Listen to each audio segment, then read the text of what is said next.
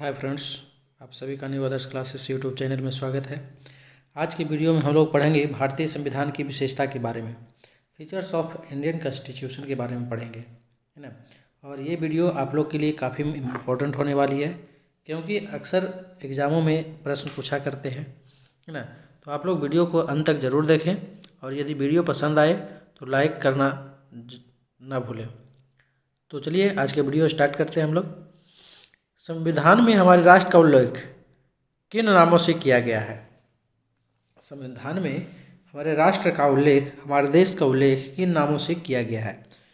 तो इसका आंसर है इंडिया दैट इज भारत, अर्थात भारत और इंडिया के नाम से इसे जाना जाता है हमारे संविधान में। दूसरा है, भारतीय संविधान में किस प्रकार की शासन प्रणाली की व्यवस्था की गई है? तो ये जो प्रश्न है ये काफ़ी एग्ज़ामों में पूछे गए हैं, है ना। तो आप इन प्रश्नों को ध्यान में रखें। तो प्रश्न है, भारतीय संविधान में किस प्रकार की शासन प्रणाली की व्यवस्था है? तो संसदात्मक व्यवस्था है। किस व्यवस्था है? संसदात्मक व्यवस्था है। संसदात्मक शासन व्यवस्था में विधायिका का कार्यपालिका पर नियंत्रण होता है ना।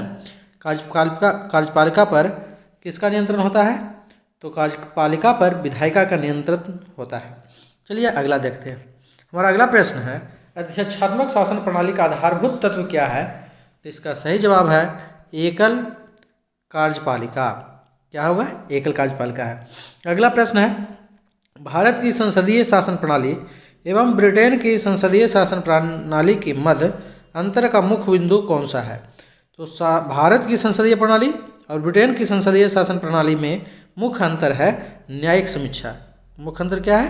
न्यायिक समीक्षा है। चलिए अगला प्रश्न देखते हैं। हमारा अगला प्रश्न है, भारत का संविधान परिसंघीय है, यह किससे निर्धारित होता है?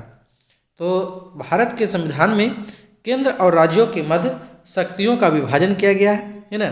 इसी से यह निर्धारित होता है कि भारत का संविधान जो है परिसंघीय है। चलिए अगला प्रश्न देखते हैं। हमारा अगला प्रश्न है, नीति निर्देशक तत्वों तथा मूल अधिकारों को संविधान की आत्मा किसने कहा है? किसने कहा है दोस्तों? तो वो कहा है ग्रेनविल ऑस्टिन ने।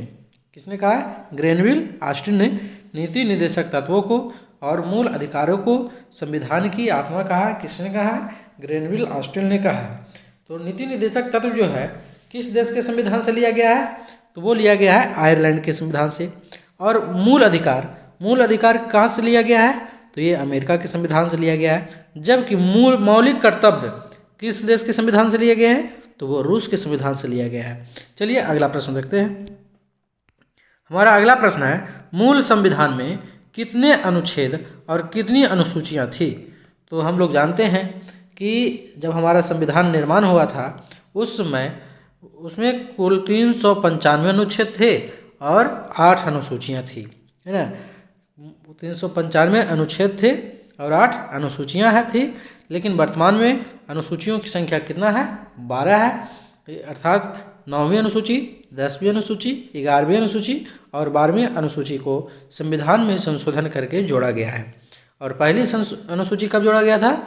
तो प्रथम संविधान संशोधन अधिनियम 1951 के द्वारा जो है संविधान में 9वीं अनुसूची के रूप में जोड़ा गया है। चलिए अगला प्रश्न देखते हैं। सर्वप्रथम कांग्रेस के किस अधिवेशन में जन गण मन गाया गया था?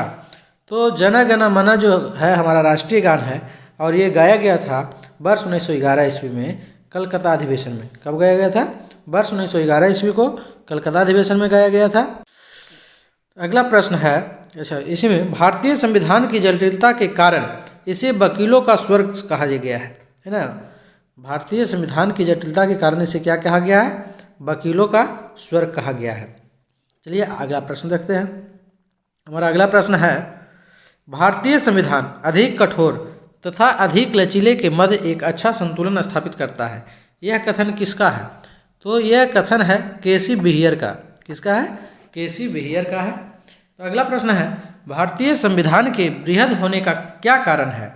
तो भारतीय संविधान का बृहद होने का कारण यह है कि संघ तथा राज्यों का एक ही संविधान है ना। केंद्र का और राज्यों का एक ही संविधान है, इसलिए भारत संविधान जो है काफ़ी बृहद है, काफ़ी बड़ा है। यह अंशतः कठोर और अंशतः लचीला भी है।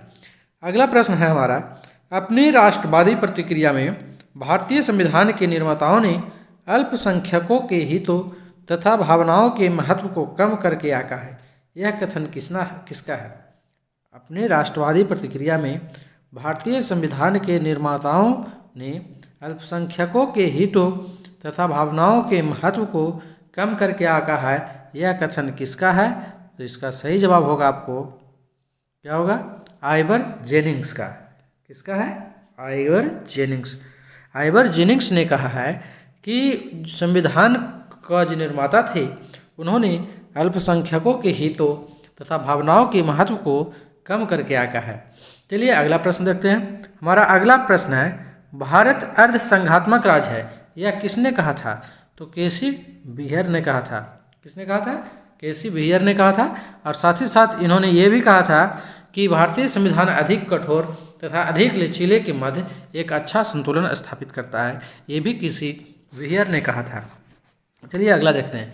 भारत में राजनीतिक सत्ता का प्रमुख स्रोत कौन है? तो वो है जनता। राजनीतिक सत्ता का प्रमुख स्रोत क्या है? जनता। चलिए आगे देखते हैं। कोई भी संविधान कितना भी अच्छा क्यों न हो, यदि उसे क्रियान्वित करने वाले बुरे व्यक्ति हैं तो संविधान भी बुरा हो जाएगा। ऐसा कहा था किसने? डॉक्टर भीमराव अंबेडकर ने कहा था। उसी में है, संविधान को संघात्मक के तंग ढांचे में नहीं ढाला गया है। ऐसा किसने कहा? ये भी कहा था डॉक्टर भीमराव अंबेडकर ने। चलिए अगला प्रश्न देखते हैं। हमारा अगला प्रश्न है, भारत की स्वतंत्रता के बाद भारतीय राष्ट्रीय कांग्रेस को एक राजनैतिक दल के रूप में भंग कर दिया जाना चाहिए। यह सुझाव किसने दिया था? तो महात्मा गांधी ने दिया था। महात्मा गांधी ने ही कहा था कि भारत की स्वतंत्रता के बाद भारतीय राष्ट्रीय कांग्रेस को एक राजनीतिक दल के रूप में भंग कर दिया जाना चाहिए था। चलिए अगला प्रश्न देखते हैं। भारतीय संघवाद को सहकारी संघवाद किसने कहा था?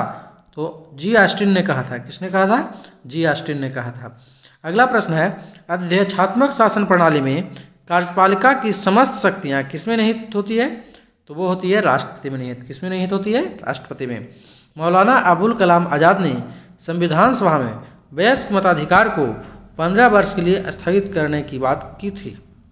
अगला प्रश्न है, भारत की राष्ट्रीय पशु कौन सा है? तो बाघ है। भारत का राष्ट्रीय पुष्प कौन सा है? कमल है।